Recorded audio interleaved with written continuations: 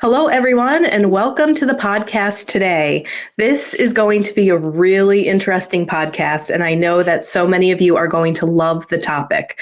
My guest today is going to talk about a little bit of reincarnation and past lives. It's an amazing story. So if you're a listener or you're watching this interview on path11tv.com, then I think you're going to have some questions maybe answered about reincarnation and past lives, or you're going to be left with a lot more questions. So my guest today is Stéphane Allix, and he is the author of the book When I Was Someone Else. So for those of you watching, I'm going to show you what the book looks like here. And Stéphane is a journalist, a former war correspondent, and founder of the Institute for Research on Extraordinary Experiences. He's the author of The Test, Incredible Proof of the Afterlife, and the writer and director of the French television series Extraordinary Investigations. He lives in France, and he is also the author of this book that I got a chance to read, When I Was Someone Else. It's an incredible true story of a past life connection. So Stéphane, welcome. Hello, I'm very pleased to be with you. Yeah, same here. My gosh, you have so many books behind you. Is that your personal library? Yes, this is my daily problem. Obsession maybe, or collection. It's beautiful. Yeah, I'm a journalist, and I passed 50, so I have a long life of reading and writing. So this is not the total amount of my book, unfortunately. I have many others somewhere else. I love it. I love it. It makes me feel so much better because my house is filled with books as well. So I always get excited when I see bookshelves like that. So so tell me a little bit about your background and history. I mean, my gosh, you've done so much with being a journalist, a former war correspondent, and everything like that. So I'd love for you to just give your background and kind of how you've moved through life up until you had this really interesting experience in Peru, which then led you down this rabbit hole of connecting with the potential past life of yours and really understanding what reincarnation is. So basically, I always wanted to be a journalist, and more precisely war correspondent. I understand why today, but it takes me a long time before to understand like that. I was not good at school, so I left school very early, and I fly to Pakistan in 1988. It was at the time where the Russian was occupying Afghanistan. It was the Mujahideen time, more than 30 years ago.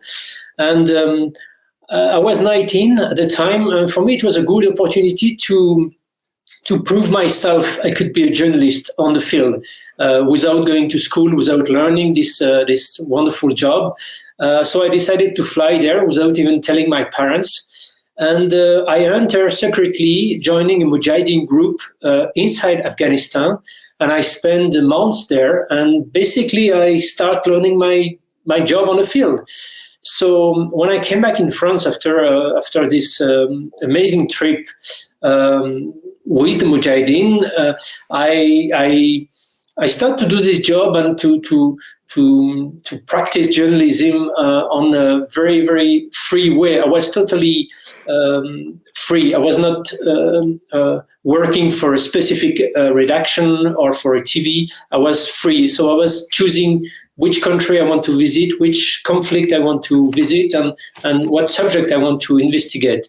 So I worked like that for something like 14 years. I travel and I work mostly in Asia, Central Asia. I became specialized on politics and geopolitics in Afghanistan, in Central Asia.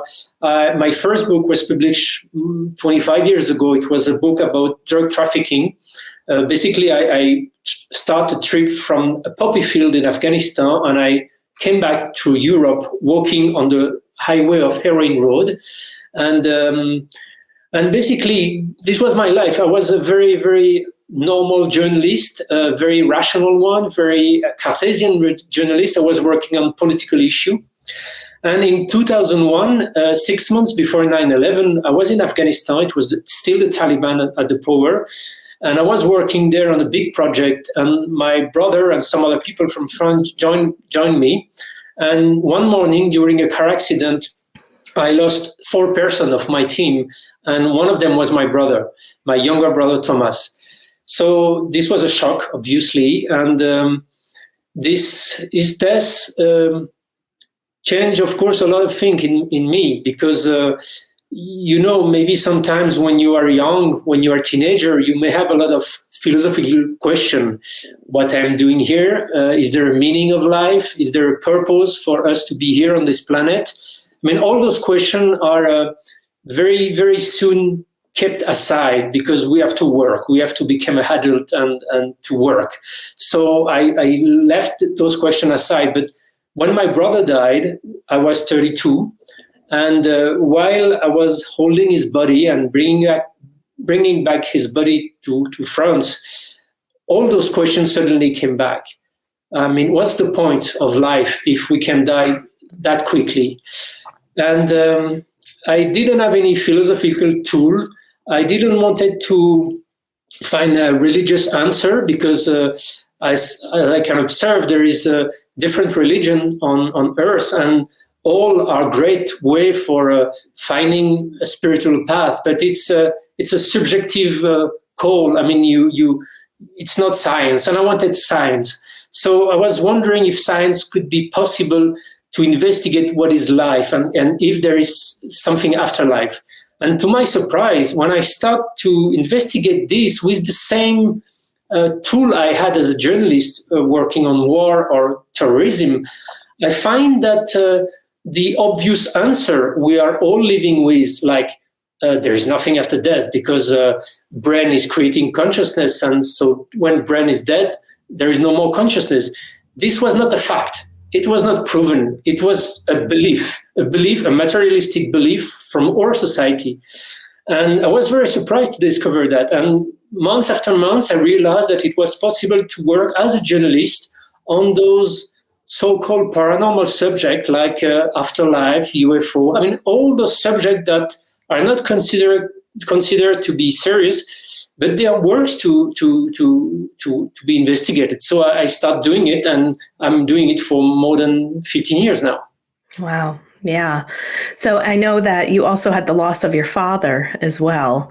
Do you want to talk about that before we kind of go into kind of what happened to you on this journey with, connecting with your past life? Because there was some healing that happened, as you went on to investigate your past life and how things with your father and your brother had healed. Mm. Yes. When my father died, it was 7 years ago. I was with him in the last day, and I was trying to comfort him. I was trying to help him to go through this moment. And I realized that I didn't have any strongest evidence to show him that maybe he was going somewhere. Maybe it was not the end of everything. So it was a kind of regret I have. Then he passed away.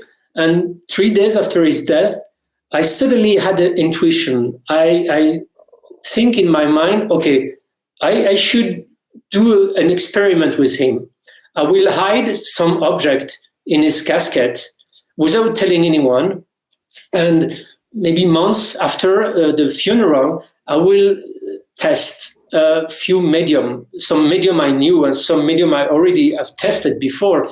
I knew it was possible to receive very accurate information from deceased person. But before that, I was not able to control all the aspects of those experiments. So I thought maybe today with my father, I can control everything. Even my wife didn't know I did that. So I was sure that except my father, no one except me knew what I put in the casket. So after 1 year after the funeral, I went to see 6 different medium, telling them I just wanted to do an interview to know more about their job, and I was wondering also if I could do just a lecture, just open lecture to see what was going on. And I was not totally surprised because I knew it was possible, but I was still very amazed and shocked because it worked and because my father came and give object to several of the mediums. So it was a mind-blowing experiment for me, and I published it, and it's published in English by the text, the title of the test. Wow. So I know everyone's wondering, what was the object? Oh, there was a book, a pencil. I don't know how to tell it in English. A tube of paint. I don't know if it's correct. Mm-hmm, mm-hmm. And a boussole. I'm sorry, I lost this word in English. I mean, these little things you use to find the north. Compass. Yes, compass. Okay. Yep. Wow. So you put actually quite a few things in there. It wasn't just one thing. It's a couple of different things. Four things. Wow. 4 objects, yes. All right. Wow. So you bring up such a great point that I think probably so many of our listeners have experienced too, because we cover a lot on the afterlife. And that's what Mike and I, have been doing since 2008, investigating consciousness and really, like you said, trying to answer these big questions like, why are we here? What's our purpose? Is there really a purpose to life? Does it go on? And, when you share your story about your brother, there really is kind of like this pivotal moment when you're experiencing death so close that time seems to stand still. And all of a sudden, the vision and these questions as you're looking out at life really begin to expand and open up. And so many people, I think, when they've had a loss like that so close to them, tend to wake up in a sense and find this spiritual journey. Yeah. But what really amazed me still today is that we are spiritual beings. I'm very convinced of that fact, because it's a fact. I mean, anyone who would start doing the same investigation I did in a couple of months would realize that we are spiritual beings, that near-death experiences are not explained by some brain machinery, that a mediumship is not explained by some, I don't know what. All those topics like after-death communication, near-death experience, out-of-body experience, past life memory, and so on and so on. Those are all evidence that we are not just meat and bone. We are spiritual beings, and a part of us live beyond space and time. This is not a belief. This is science. And really, as a journalist, I went to try to find the fact, to find the evidence, to find the research, to find the real scientists to work on that. And I find so many, and especially in the US, where a lot of research have been done in the past 100 years more. So it became very quickly unexplainable that our society is still considering those topics are not as not serious topic. It's a kind of irrational behavior. We are living in an irrational world where we pretend to be rational, we pretend to be scientists, but when it comes to unexplained phenomena, we are not anymore rational or scientists. We are just scary little beings afraid of losing a very fragile materialistic worldview. Yes, well put. I couldn't have said it better. So let's get into a little bit more of your own personal story here, which I find really fascinating, that you were drawn in this lifetime to become a war correspondent. Now, that, in a sense, has this very large connection to your past life. And one thing I'd like to say to our listeners, number one, your writing is just impeccable and beautiful. It is, you really draw the reader in and you feel like you're watching a movie. It's one of these, novels that really hooks you in. And the other thing that I love is with your investigative research, and your journalism, you are just frantic, like going through, you want the proof, and so as you were taking me on this journey, it was like, okay, what is he going to find next? And what about this paper and this person, and you were even, I don't want to give too much away, but I just love the investigative part of you that really wanted to collect evidence and as much proof as you can. And then when you found more, you went deeper and deeper and deeper. And, as I was reading your book, I sat back for a little bit and I said, my gosh, I don't know what I would do if I actually found the proof of who I was in a past life. Because there was this part in your book where you were kind of like blown away at one point, like you were confused, you didn't know what to do, you were like overwhelmed.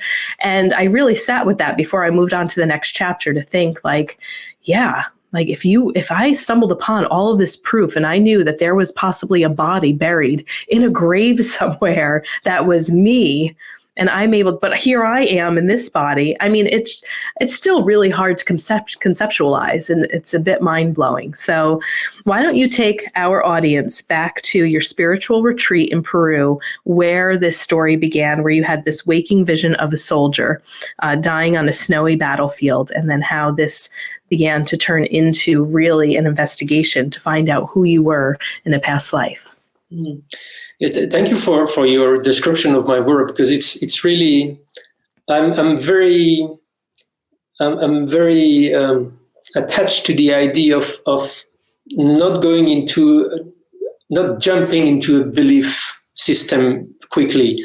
I always have new question. Even when I start discovering something, I still have 10 more questions, and it goes like that all the time. So it's a little difficult to live on a daily basis as my wife, but I mean it's also a standard I'm trying to apply in my life. So basically, what happened? It was a couple of years ago. I had a very active life because I'm directing a TV show and I do many things in France. So I wanted to do a little break, not to take holiday, but to take a step aside, because I think since I believe we are spiritual beings and there is a purpose of our life today, sometimes I think that we need time to time in our life to take a step aside to observe who we are, where we are in our life. Is there a necessity to change something? Maybe if I would die in 2 hours, would it be okay for me? I did everything? So for me, shamanism is a very nice tool and place in Peru to do this retreat and this kind of life review, because the shamanic diet in the jungle helps me to calm down my mind, to calm down my thought. I don't have any more phone call. I don't have any more email. I can really be in my little house for weeks, just thinking about meeting myself, my deep self. The soul inside of us, who can so hardly speak in our daily life because the mind is always talking. So I was there for a little bit more than 1 week, and basically my day was doing some physical exercise, doing meditation, walking by the forest, and basically doing nothing except relaxing. So in the middle of this day, it was 10 days I was there in Peru at this moment.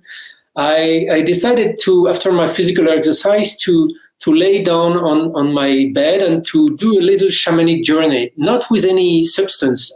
I use ayahuasca when I go to Peru, but not this time.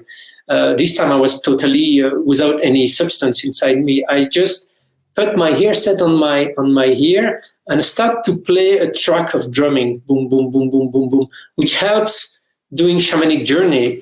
I mean, it's helped brainwave to dissociate for your consciousness to start traveling inside you, traveling on your unconscious, traveling in the spiritual world. Everything is possible.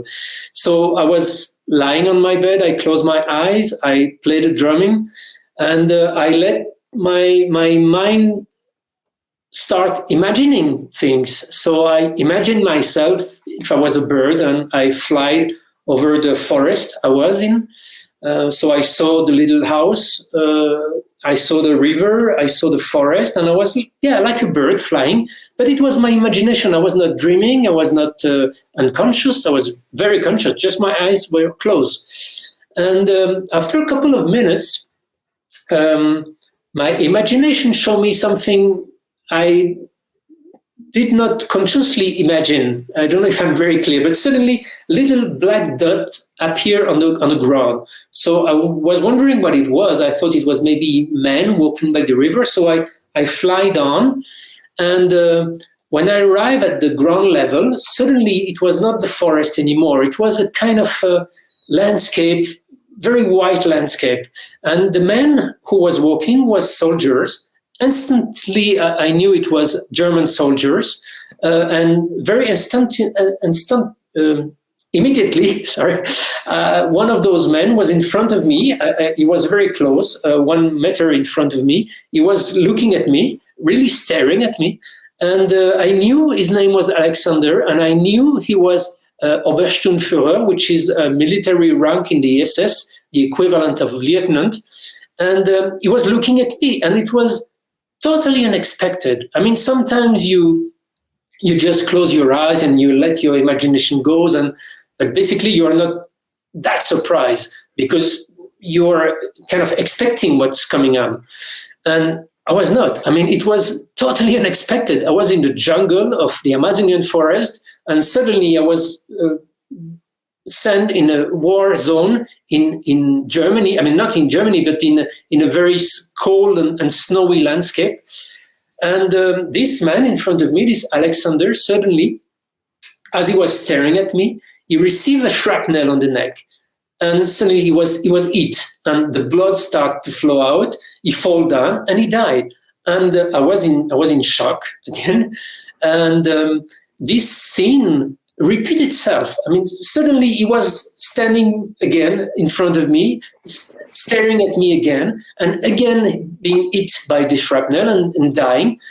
And the scene lasts for I don't remember the time, but it repeated itself 4 or 5 times. And I was just wondering, wow, but I have so much detail. It's so precise. It's so clear vision. May I have his name? I mean, I was wondering in my mind, may I have his name? So to Alexander, I really suddenly saw an identity card adding Herrmann. So I thought, okay, his name is Alexander Herrmann, and he's Obersturmführer in the SS. But I was still observing the scene. I decided to let my mind go, and I was still observing. And suddenly, there was not anymore the scene of war. It was in a civilian place, and Alexander was wearing a civilian clothes. There was another man very close for him. Like there was a strong feeling in between them. And there was also a little girl. I saw a little girl, maybe 2 or 3 years old, with blonde hair like that. And basically, this different vision lasts for 30 minutes, which was the time of the sound track on my phone. And when the sound of the drum stopped, the vision faded away, and I stood up. I was very amazed by the intensity, the emotion of this vision, but I didn't thought 1 second it could be something else than my own imagination, because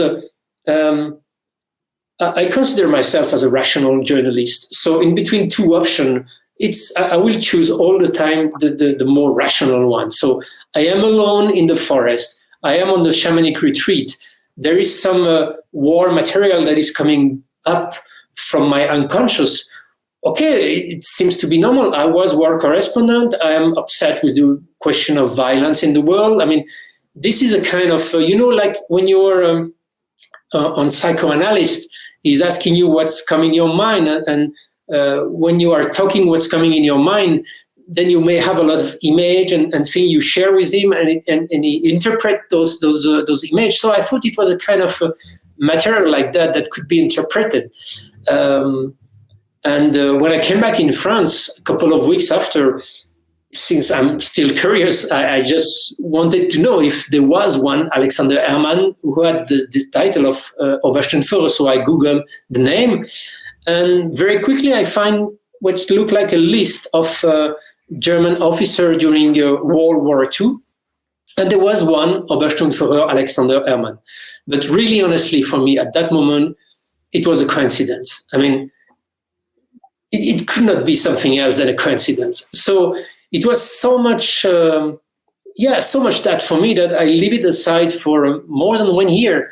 And I decided for some reason to start again my inquiry 1 year after this experience, because during that year, time to time, maybe 3 or 4 times, this vision came back.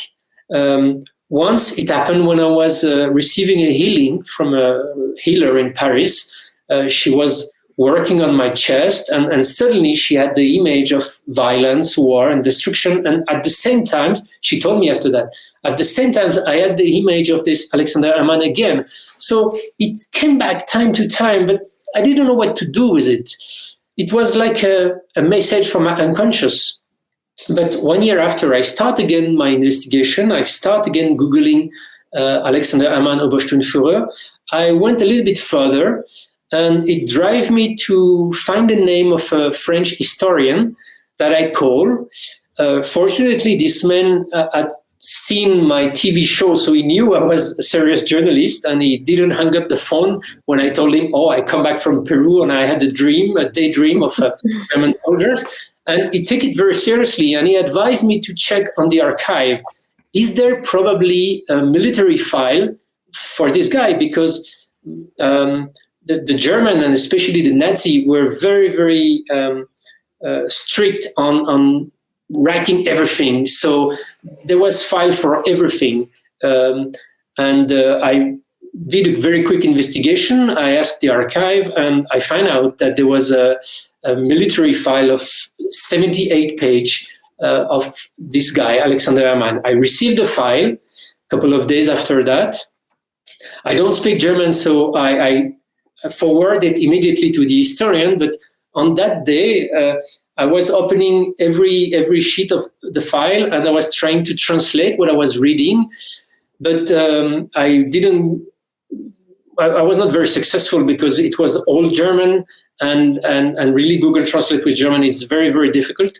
But very late that night, the French historian wrote an email to me, and he had translated partly the file, and he sent me an email just giving me the basic detail of the life of this real Alexander Herrmann Obersturmführer, where he was born, what he did, in what war he participated in it. And the historian mentioned also a death certificate, which is in the file. And the death certificate said that this man died in Russia when the Soviets were invaded by the German. He died in October 41, but the surprise and the shock came when I read that this real Alexander Herrmann Obersturmführer died from a shrapnel on the neck. It's written black or on white on the file I had. So suddenly, everything changed in my life, because suddenly it was impossible to still believe it was a coincidence. A name, a surname, everything could be, like this could have been a coincidence, but suddenly that the vision I had, so clear, so precise, so intense, so shocking, that this vision, what really happened to the real Alexander Herrmann 70-something years before that, this was mind-blowing, and it was really a key point in my investigation. Yeah, and I remember the other part of your vision, too, was that he had the number 25 tattooed on his arm, and you weren't quite sure what that was, but when you went through the paperwork, you saw that he had died at 25 years old. Yeah, I saw a tattoo here under the arm, and I had the knowledge very, very deep inside of me that the SS soldiers were having a tattoo, but I didn't know what it was. And when I asked the historian afterwards, he told me that they had the blood type tattoo on their arm. It was not, but I saw 25. And like chance, he died at the age of 25. Yeah. And I think that's one of the fascinating things, because people can do visionary work with shamans or have like really intense meditations. But I think the difference between something that is imagined as opposed to an experience when you're in a meditative state is that you come back with all of this really precise detail, which was your experience as well. So a couple of questions that I wanted to ask you, because, many people might joke around or casually say, oh, I was probably a soldier in a past life. I love war. I love this, or I love that. Or, in a past life, I know I was a dancer because I just love to dance. So after you investigated this and you found all of this information, looking back at it now, I mean, we know that we see the connection with you being a war correspondent, but did you have any feelings overall about Germany? Were you ever like, oh, that's a place I never want to visit? Or were you always like interested in going? What are some things that, knowing that, well, maybe we should explain how this was you before I go into these questions. Can you tell the audience how you were able to make the connection that this was actually you and not just a vision that you were having? It's a long story. I mean, it's the entire book. I know. Because as I told you, I don't want to jump very quickly to a theory. I rather work leaving open every possibility and every hypothesis. So it takes me very long time to start being convinced of one hypothesis and not another one. The first thought I had was that maybe since I was in a shamanic retreat, the process could have opened a kind of psychic capacity inside me. Not psychic like a real psychic, but you are more sensitive when you are doing this kind of retreat. You may feel things that you don't feel usually. So I thought maybe I was kind of half psychic, and I felt a ghost of this German walking by me.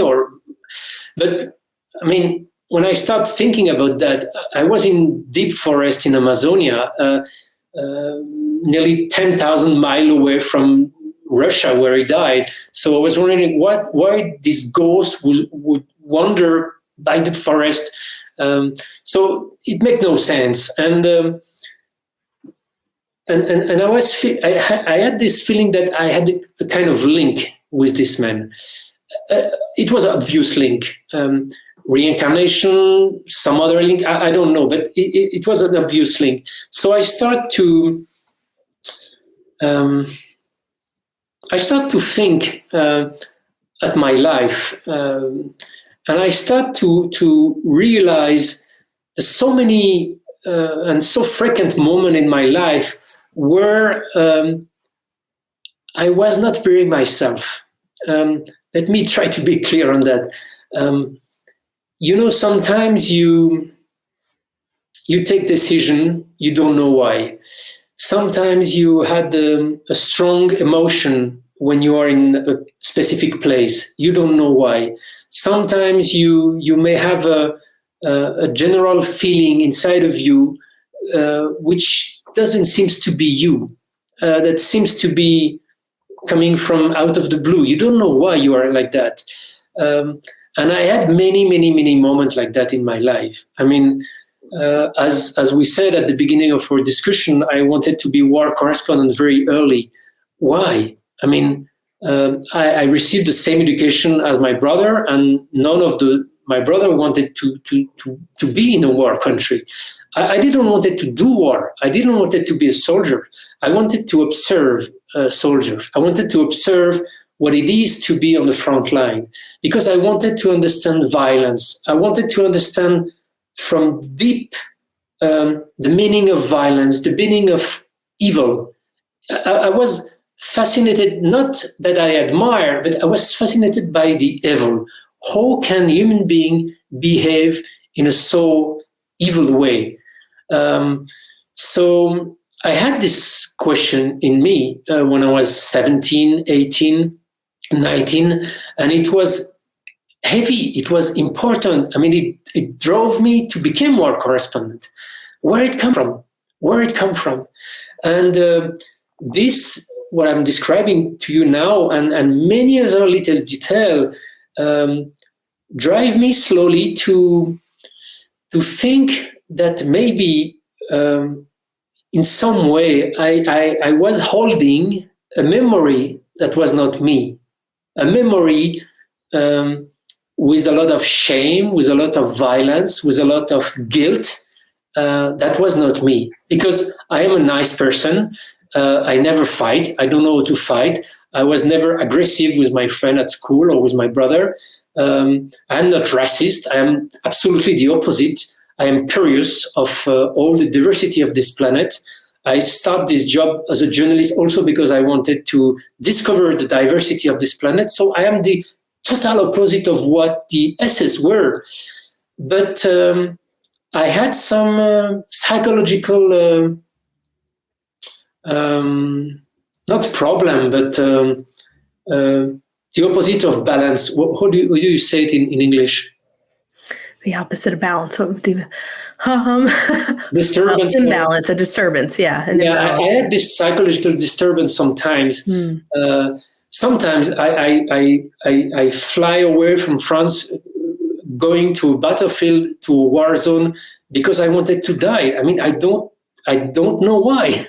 I was happy. I had a happy family and nice parents and a nice wife. I mean, everything was okay in my life, but I wanted to die sometimes. I mean, there was so many things in my life that was not correct, that I start realizing that maybe it was coming from a past life, or outside of me.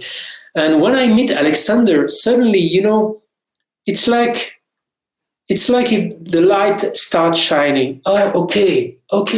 This. I mean, if this guy was in some way my past life, it could explain so many things in my today life. Right. So I work on this path, and I start investigating in that direction. And the evidence became stronger and stronger as months were passing. Yeah, one of the pieces of evidence that I thought was really interesting was the handwriting. His handwriting looked very similar to yours, you had said in your book. Oh, yeah. Yeah, it's a little detail. I mean, for me, it's you have strong evidence and you have little evidence. And for me, handwriting is a little evidence. But when you have 20 little evidence, it starts to become a big evidence. And yes, it came to my mind because in the military file there is one letter written with his handwriting, and I didn't notice immediately, but after some time I just realized that, oh yeah, I mean we really write the same way. Yeah. And that may be little to you, but I think I would think that was kind of like a big piece, because I think our handwriting, I don't know. I mean, there's so much done with handwriting analysis, and I kind of do feel that like the personality of a person and the soul comes out in the handwriting as well. Like you can really tell a lot by people and the way that they write if you really look into it. I did some investigation into handwriting analysis before, just found it really interesting. So that got me really excited in the book. I was like, oh my gosh, no way, that's so cool. So maybe you can talk. So let me go back to that question. So as you said, you were beginning to put these pieces together. You were feeling in your life that there was just something kind of off. You stumble upon this, and it really does feel like that this could have been you in a past life. What were some of those other coincidences or synchronicities once you found all of this evidence that you're like, okay, yeah, this makes sense? Like we know the war correspondence thing, but was there anything else like connected to Germany or anything else that you found in this that makes sense in this lifetime, why you would be drawn to that or those things? Oh yeah, there is plenty. I mean, plenty from the little detail of my my habit when I was childhood. Until the great and the very important choice of my life, as you said, becoming war correspondent. One episode was really important for me because it helps me to realize something that was a key moment of my journey in this affair. The real Alexander Herrmann he was a soldier in the Waffen S.S, which is the military unit of the SS. So basically he spent all his time in the SS fighting in Germany, in Poland, in Czechoslovakia, in France, and in Russia. But he also was stationed time to time in a concentration camp, not as a guard, but as a military station there. And there is one, the oldest concentration camp by the name of Dachau, situated north of Munich in Germany, is one where he have stayed maybe for 3 or 4 months. So I wanted to visit the camp. And while I was doing a great tour in Germany, I drove south of Germany to visit the camp. And I was feeling, I mean, in all these months of investigation, I was feeling very, very bad, because I had a lot of guilt. I had a lot of fear inside me. I was every day thinking, but I mean, how comes I could be the actual life of this guy? I mean, how comes? I didn't have the vision of a nice princess or a monk or a spiritual leader in the past. I had the vision of German SS soldiers, I mean, which is the worst guy you may find in the entire history. So, I mean, it was so difficult for me to work on that possible link and possible link of a past life with him. So I was doing my investigation with a very heavy bag. I don't know if it's the same expression in English, but a heavy bag of guilt and sorrow and sadness. And my wife was very worried because she saw me that I was kind of swallowed by melancholia and shadow and death. But I knew that maybe the light would be at the end of this journey. So I keep on doing it.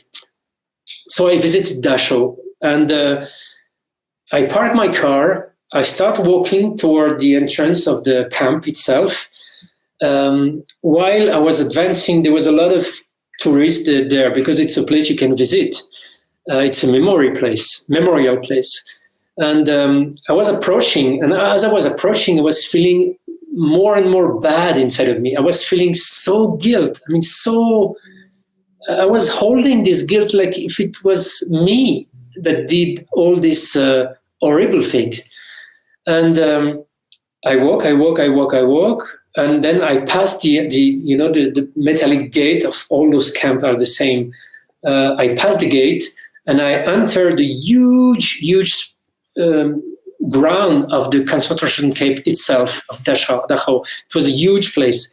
And here, suddenly I was overwhelmed by sadness, and I start crying, and I start insulting Alexander. And suddenly, as I was walking, my leg was so weak that I was fearing that I would collapse because I was so weak. And I was crying and I was shouting and I was insulting this guy. And suddenly, the part of Alexander inside me went out of me. And suddenly I understand, okay, I am not him. I mean, I maybe have the charge of healing the legacy he leave in me. Maybe this is the meaning of the past life. Maybe a past life is not you again. It's a Tibetan Lama who told me that many years ago. He told me, reincarnation is not a re-you. It's not re-you again.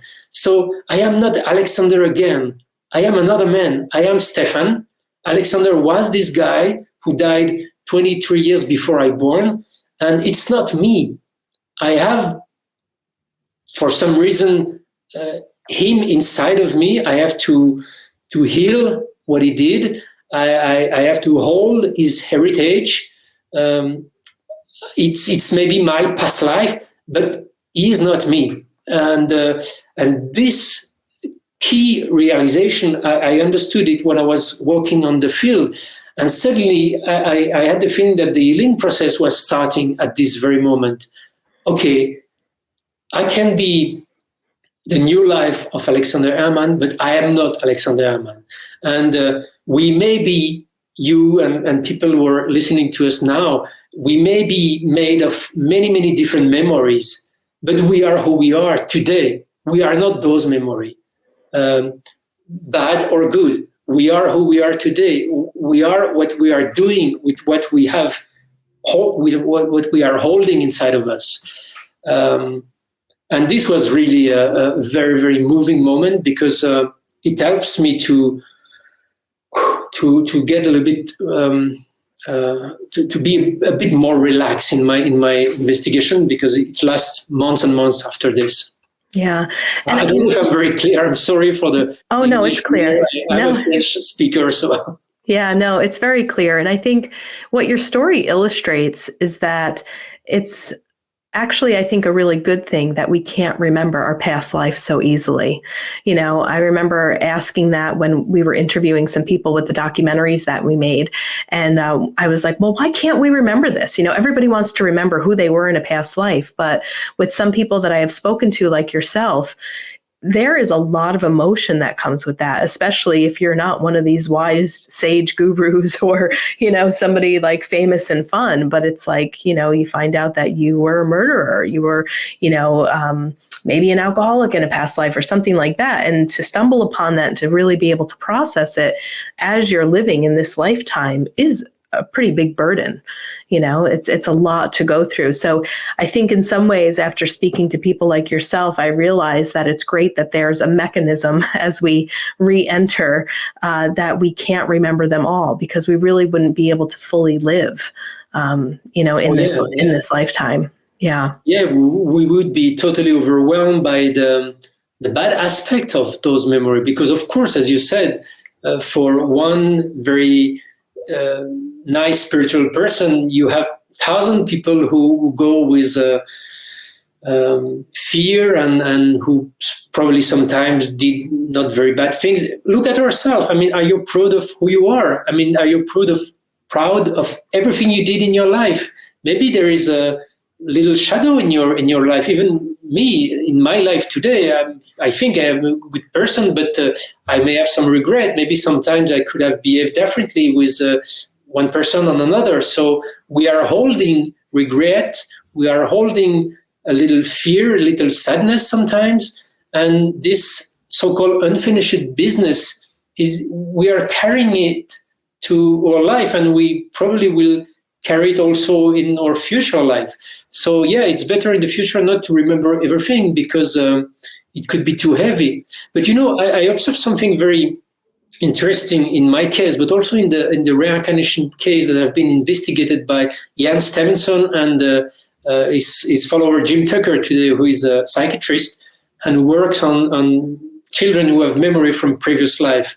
It appears that the vast majority of children who have memory of previous life are memory of violent death. It's like if the violent circumstances of death are maybe traumatic or very emotionally charged, that it can pass from life to one life to another. You don't remember the nice life because it doesn't leave any impact. It doesn't leave any trauma on your energy, body, or whatever.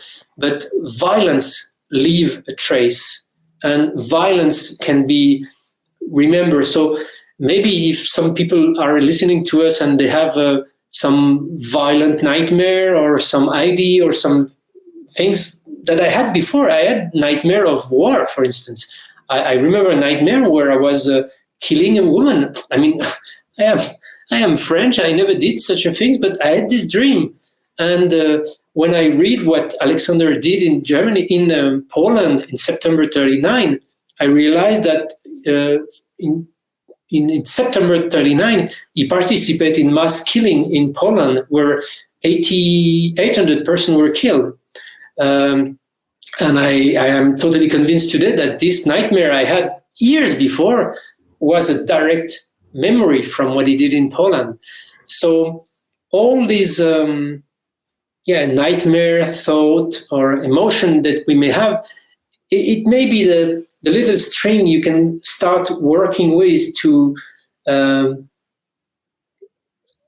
get rid of those parts inside you that needs to be healed. I don't know if it's very clear what I'm saying. Yeah, absolutely. Because like you said, there, in your case too, there was some guilt and some shame that really wasn't yours, that made sense to have to carry in this lifetime because of the way that you're living today.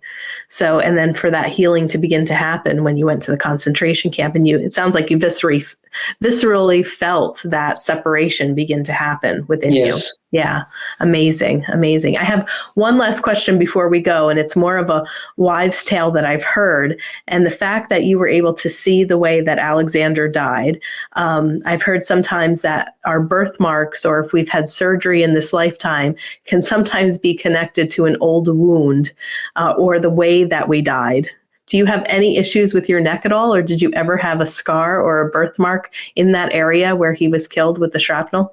No birthmark, nothing, except that I cannot wear tie. I cannot have something that block me the neck, a shirt or look. Yeah, you got to be neck on. Okay, I just wanted to ask that because I just, I don't know. It's just something that I've heard, and I think it's more of a theory. But the fact that you've had such a vivid thing, I figured I'd ask if you had any parts on your body that would represent like a strange scar or a wound, or like how did that get there? So no. Okay, all right. Yeah, it's reality. I mean, what you're saying, it's really one of the things that was investigated by Jan Stevenson from the Division of Perceptual Studies from the Medical University of Virginia. I mean, they did amazing work on that, on the birthmark. Oh, really? Okay, I'll have to look into that. I wasn't aware of that. But Stéphane, thank you so much. This is such a great conversation that we had, and I know you opened up my eyes, and I'm sure all of our listeners.